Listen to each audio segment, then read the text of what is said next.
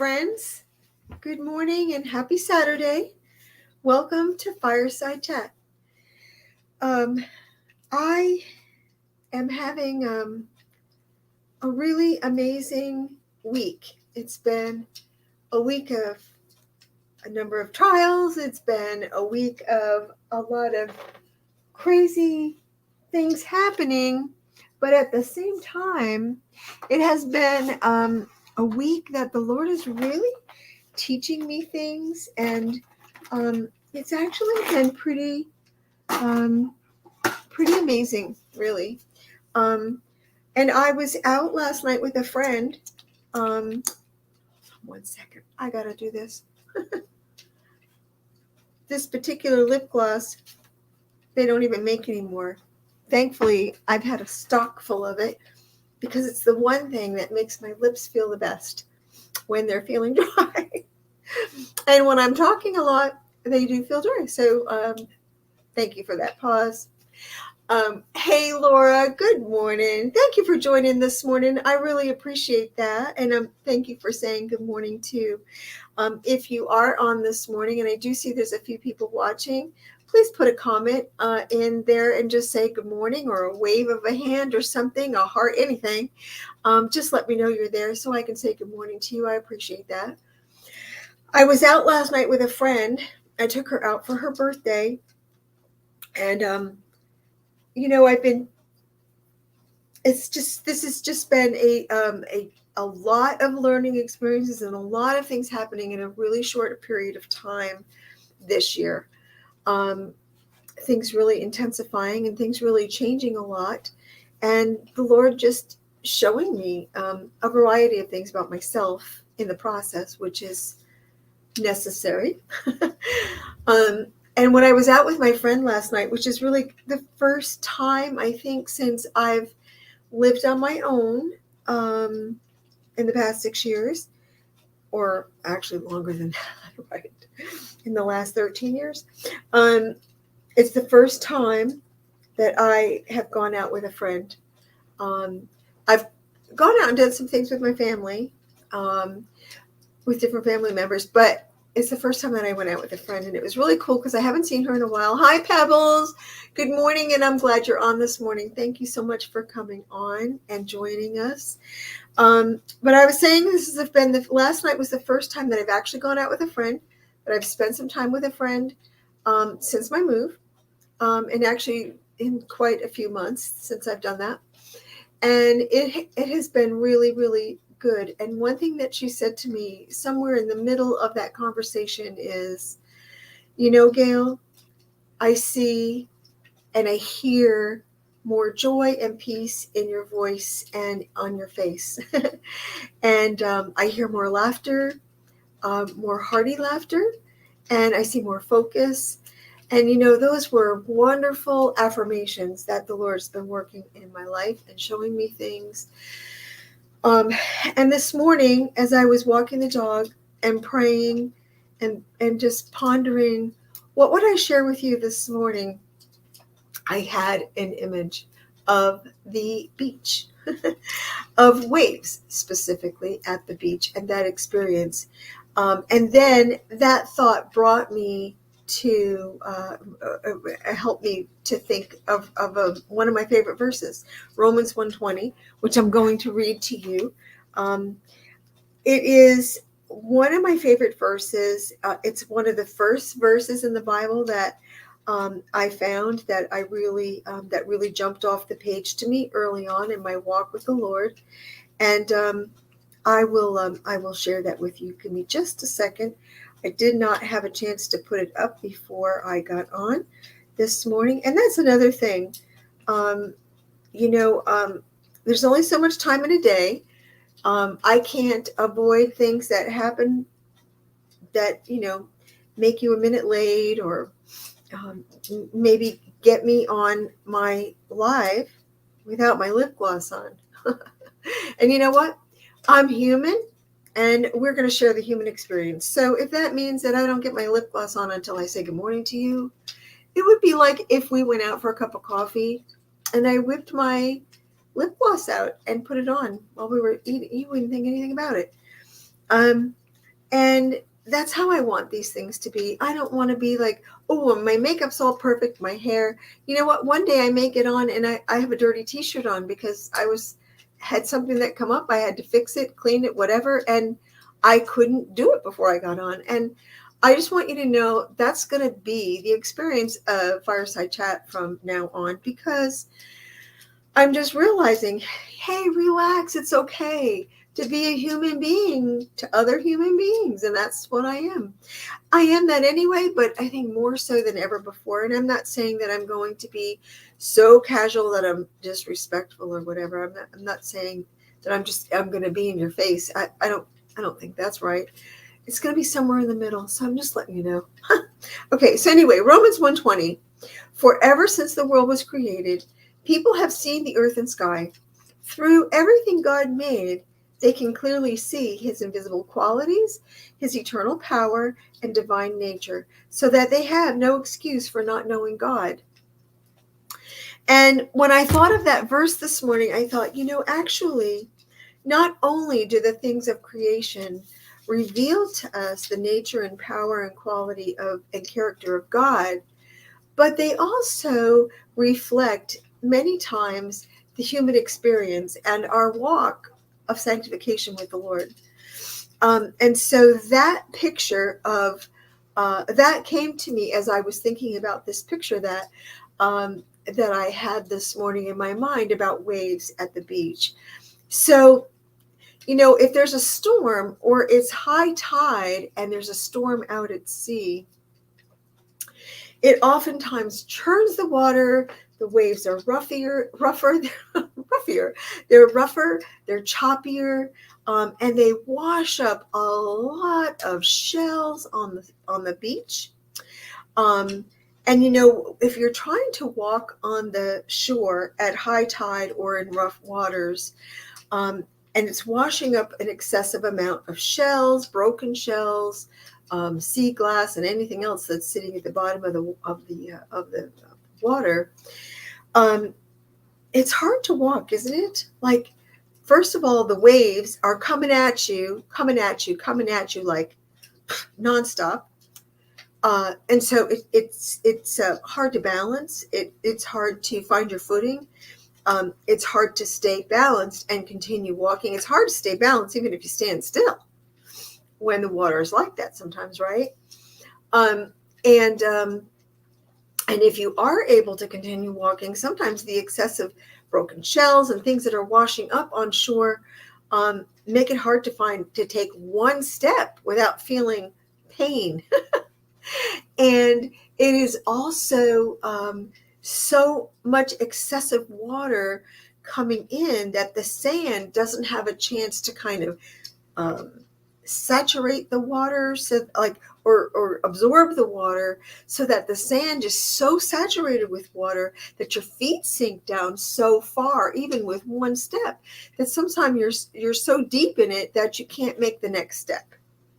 And I felt like those pictures in my mind of stormy weather at the beach and walking on the beach and trying to walk on the beach is a very good example of what happens in the turmoil of life when we are in seasons where God is at work in our world, in our heart, in our lives. And we have to walk slower. We have to take life at a different pace to keep balance, to keep from falling. And we have to, oh, God forbid you fall when there's a lot of shells being washed up, right? And the waves are choppy and they're just coming at you like one after the other. Sometimes you fall and they're just hitting you in the face. You don't even have a chance to come up for air.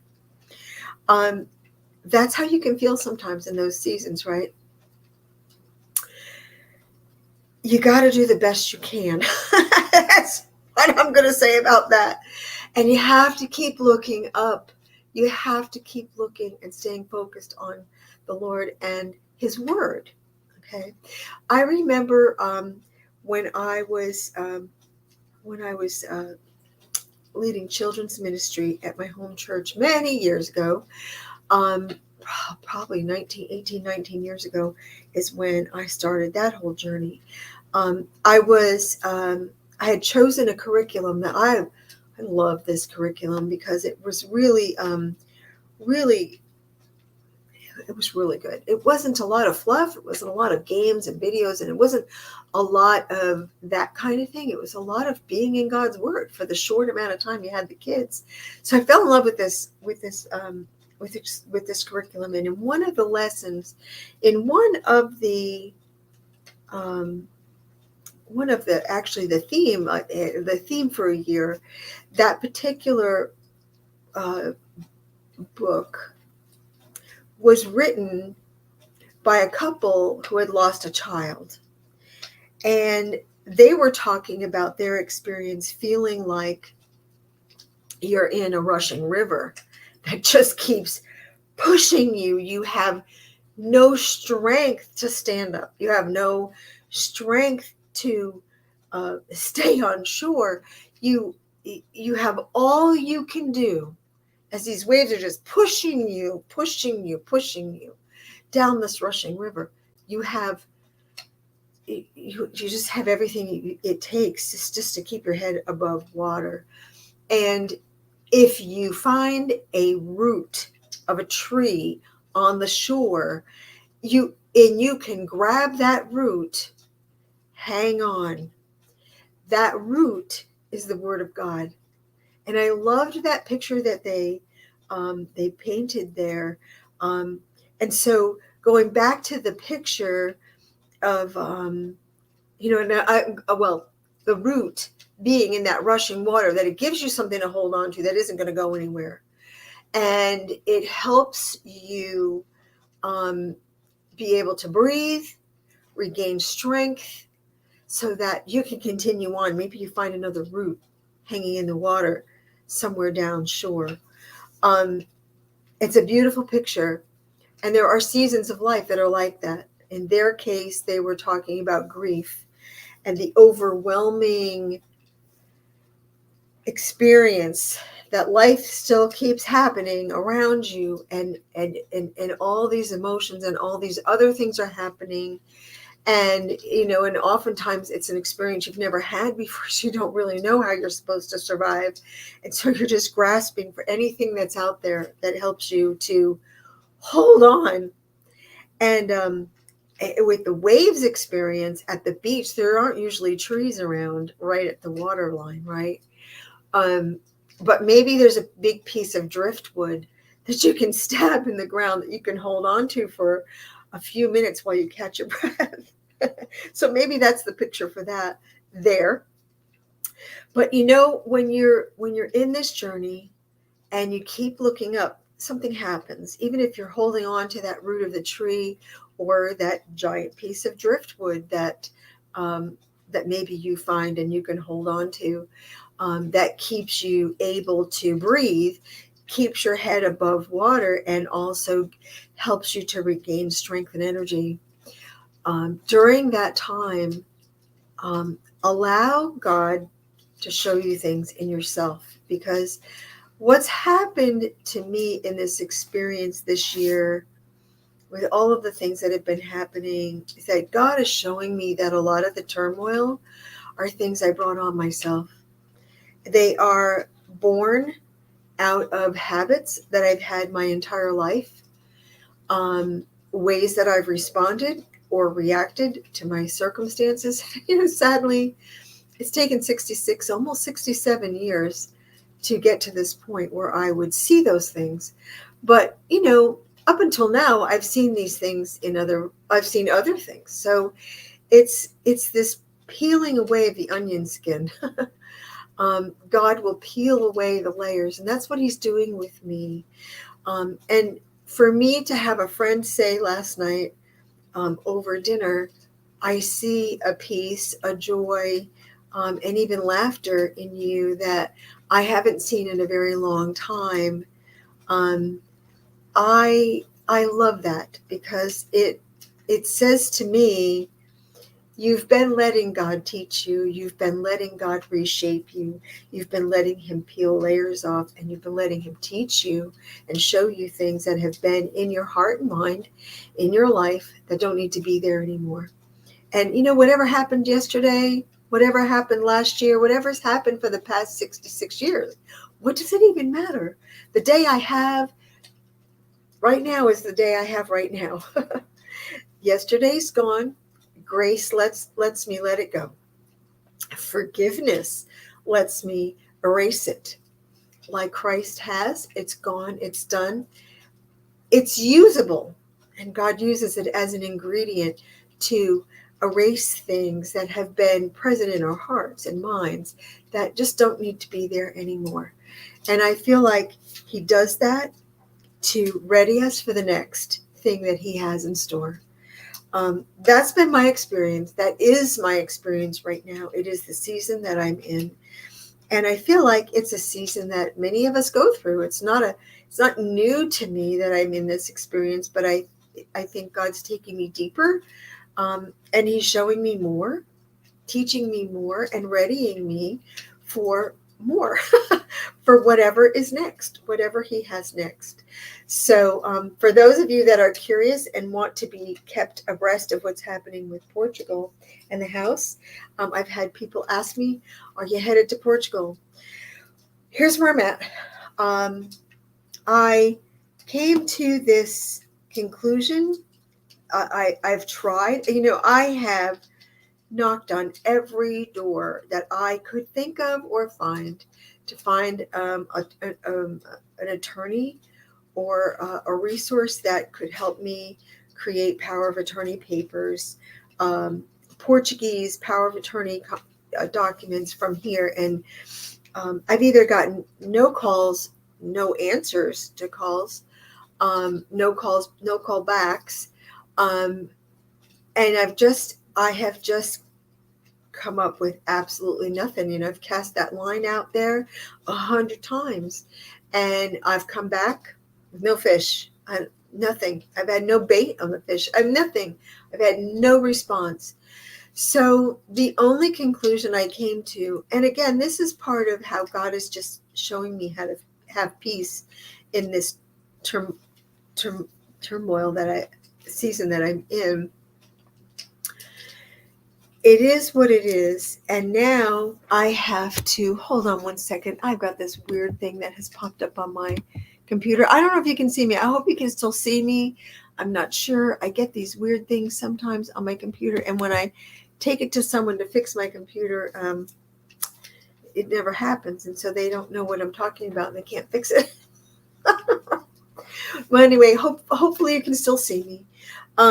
But what the conclusion that I came to is that I just need to write a letter. This is what I did. I wrote a letter. Oh, good. Thank you, Pebbles. I appreciate you letting me know that. I wrote a letter to the sellers. I explained that I thought we could go this route with the purchase of the house. That door has completely shut, and there's no other alternative but for me to just get on a plane and come over and take care of all the paperwork, and whatever I can't do while I'm there, I can do a power of attorney paper right then and there for my friend to finish this process for me so the house can be mine. So I wrote the letter. I did find out that I can get a flight out on the 21st of August, and I felt encouraged when I found this because this particular flight happens to be about $600 less than the other flights that I found if I flew at any other times that I've been looking to fly over there for the house deal. So I felt encouraged about that maybe the Lord is just, this is the right move. And so I translated it in Portuguese. I spoke with my other friend about doing this. Would it be received well? Is it appropriate? Is it not appropriate? She thought it was a great idea. It was fitting and fine. So I also sent it to another Portuguese friend who is fluent in English and Portuguese. I asked him to have a look at it and to fix it. If it needed to have a little bit of, it needed to be fixed a little bit. The translation sometimes in programs will translate word for word, and maybe it doesn't quite fit. So he fixed it for me, sent it back to me. I reformatted it back in my Word document, saved it in a PDF file, and sent it on to my realtor. So where I'm at now is waiting to hear from my realtor what their response is. So their response will be what will determine whether or not I can buy this home that I found in Portugal that is a 3-minute walk from my friends. I explained to them also it's the perfect location. It's just exactly what I was looking for, and that I still really, really want the house. Can they wait a few more weeks for us to finalize? So, because I've felt a lot of pressure this week to rush. I have to hurry up and rush to get this thing done, that the sellers won't wait. And if they can't wait, then I don't think this is the house for me. Not because I don't like their attitude, but because I've asked the Lord, open the doors where I do belong, shut the ones where I don't. And I haven't been able to figure out one way or another about this house. And so if they say no, they can't wait, certain circumstances they have that can't allow them to wait, this wasn't the right house for me. And I have complete peace about that. The other thing that I have complete peace about is I have felt a lot of tension about the decision to move to Portugal, not because I don't want to be there, not because I don't feel like God wants me to be there, but because I've been thinking of it as in the state of such permanency. And what dawned on me when I was walking the dog the other morning, it's almost like I heard a little voice inside that said, why does it have to be permanent? Why can't you make a commitment to go to Portugal for 5 years? And when the thought came to me, I thought, no, no, no, no. I'm going to make a commitment to make it 3 years. So I have just settled it in my heart and mind. There's a lot I can accomplish in 3 years. There's a lot of adjustments that have to be made and things that I need to do that will take at least a year, like learning the language and all of that. So I think it's a fair amount of time for me to say to my family, I'm going for 3 years. To my friends there, I'm going for 3 years. I believe that I can get a lot done in 3 years. And in 3 years, the kinds of things that I've committed to do are things that after 3 years, I can pass on to someone else. I can get well established in the things that I'm going to do. And you know what? During that 3 years, I'm going to know, is this where I belong for the rest of my life? Is this where God has destined me to finish my last chapter? And even if it's not my complete last chapter, even if it's for me to be there another 10 years, I will know that in that 3-year period of time. And I can make that decision then. And everyone else will already have adjusted to the fact that I'm living there. For everyone to have peace. And I think that gives me greater peace. So I love that.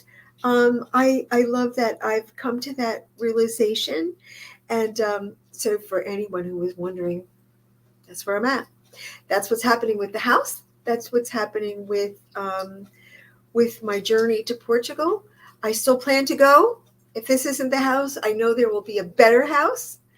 And I love the things that God is teaching me and showing me. I love the layers that he's peeling off of me. I love the way that he's healing me from all the things that I've been going through since Mike died. And I just love this place that I'm finding with the Lord right now. And I hope that it encourages some of you who may be in a season of turmoil or have been in a season of turmoil or are entering a season of turmoil. Be encouraged. The Lord is with you, and continue to find him. He is that root of the tree you can hang on to that will give you the energy and the ability and the power, even though in the moment it doesn't feel like it. You will survive it. And if you do the journey with the Lord, He will bring you to that season where the tide is low, where the sand is easier to walk on, where you can see the light again. The light being the light that comes from the sky, the sun, um, but also the lightness that comes from releasing the heaviness that you carry during those seasons. And it's okay that they're there. They're there. God uses them for good, and the good does come, friends. So I hope that encourages you. I love you all. I hope you have a wonderful weekend, and I will see you again next week, next Saturday on Fireside Chat. Bye, everyone.